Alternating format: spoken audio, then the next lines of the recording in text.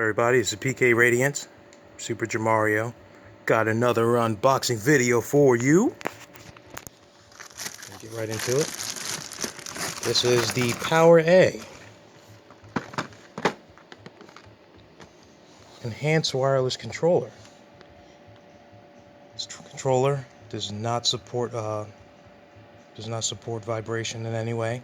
However, it is wireless with motion controls. And what I find very unique about these controllers, well, the reason why I picked this one, there was the Spiral one.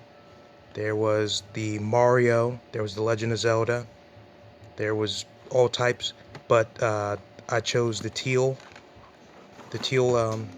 controller because it's the closest thing that I could find to green, and green is my favorite color.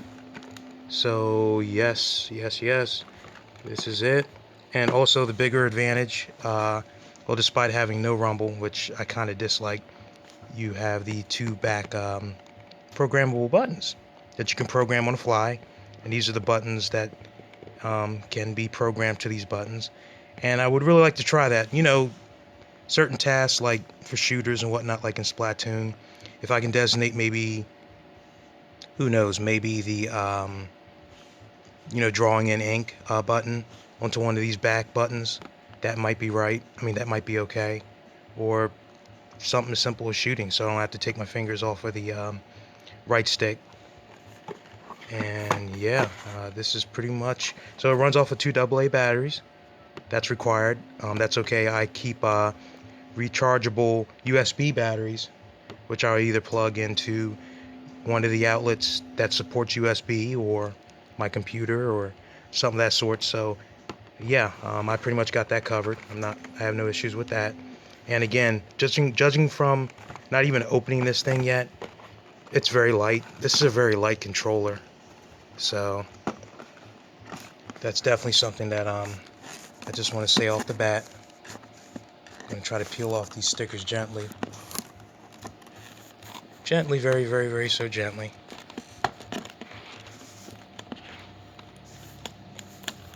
Because I do not want to damage the packaging or the boxes, because I do try to keep those. And another thing, which I notice a lot of people have done, they tend to mount their boxes, their controller boxes, and anything collectible, console boxes, on walls or whatnot.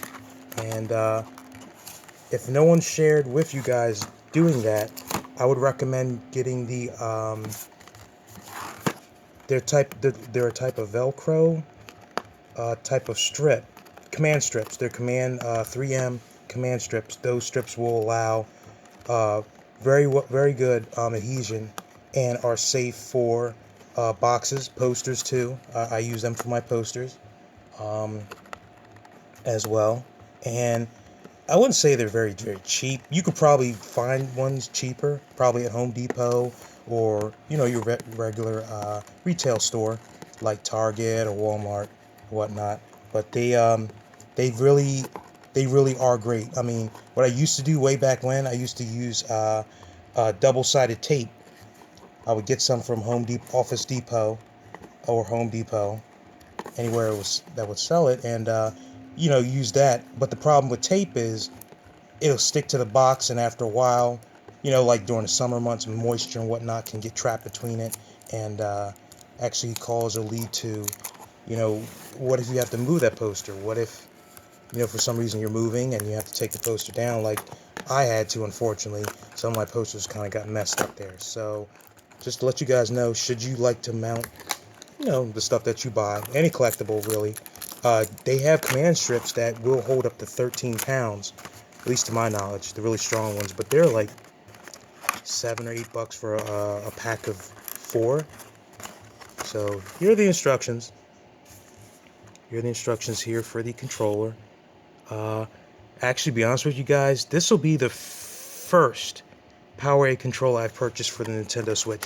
And another big feature that I'm always excited about when I hear about, especially third-party controllers, is the fact that this controller will support waking the Nintendo Switch up from sleep mode.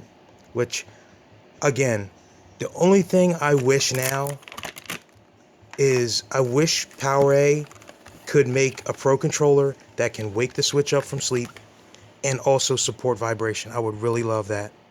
So here's the controller right here. Yeah, it's very light. Very, very, very light. I want to hear the buttons real quick. The D-pad on the crosses, on the ends, a little bit thinner than the Nintendo Pro controller. But, alright,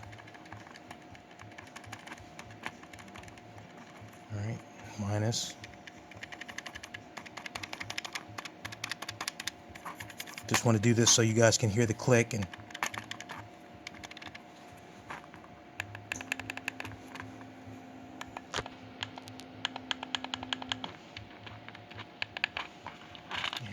the ZR, LR, and L and R buttons. This controller is so light. It is so light. It's so light. That's wow.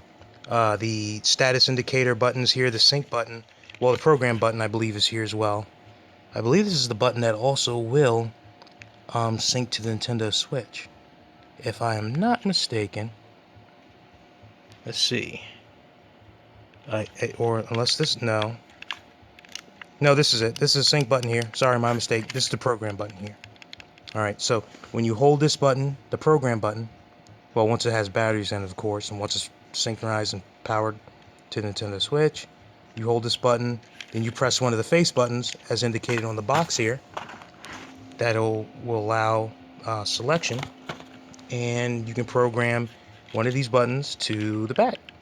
And judging from the feel, say if I'm playing Dragon Quest, I might want to maybe get the attack button, because naturally when you hold a controller, unfortunately when you say, you can see, like, if you're playing Fortnite, if you do play Fortnite out there, or Splatoon, to press like the Y button, like me, I notice sometimes when, say, there's an action for Y, I kind of tilt the controller. You don't want that. What you want, basically, you want to have your, you want to have your thumb while you're playing on the stick and not take it off. I mean, if someone's behind you, if you have to do a quick motion, you want to be able to respond. You don't want to have to take your finger off this. It's limiting your view. So, yeah, I can see the big advantage of that. My other thing is, and I think I posted this question on a few forums, and I don't know if anybody can answer, or it's a question. How do you guys feel about, would this be considered a scuff controller? I think I've seen controller mods in the past for like the Xbox One and the PS4. I know it's very popular on PS4, but with having these buttons like so, would that be considered a scuff? Would this be the officially licensed scuff controller for Nintendo Switch? If anybody maybe either has an answer, or if you know an opinion, that's just a question to me. I mean, me honestly, I would kind of say yeah. And also, I guess this is a double-loaded question. How do you feel about scuff controllers to begin with? I mean, would this grant a player a big advantage over, like, say I'm a Splatoon, player, hardcore, and I want to step up my game. So instead of using the Joy-Cons, which, granted, I don't know who uses Joy-Cons to play Splatoon, but between the official Nintendo Pro controller, all the other controllers out there, would this be the best choice to play Splatoon 2 or Fortnite or Warframe, for example? I mean, and would this be considered to be somewhat of an unfair advantage? I don't know. That's just a double-loaded question I figure I ask y'all. And please comment in below an answer response or what you think, if you so feel inclined. But that's pretty much it for this video. And again, I must say, the buttons feel good. The sticks, everything, the feel and quality of the controller. Now, not gonna lie, the materials is not high end. It's not, you know, it's not going to turn any heads. And it's just this color I really settled for because my favorite color is green, and teal. I find this to be a very beautiful color, in my opinion. And but yeah, if if this controller by any means could possibly grant an advantage to players or those of first-person shooters, then heck yeah, I want to see it being done in an RPG. I would love to play this in RPG. So if I'm using the confirm button, I like to map the confirm button here and just be like, and keep it moving. Keep it moving. Like in The Witcher, for example. Or heck, even maybe my sign, using my signs, I could map it to either or button left or right in the back. So yeah, I'm going to end the video here. And this is Super Jamario or PK Radiant. I'm signing out, y'all. Everyone have a good one. Peace out.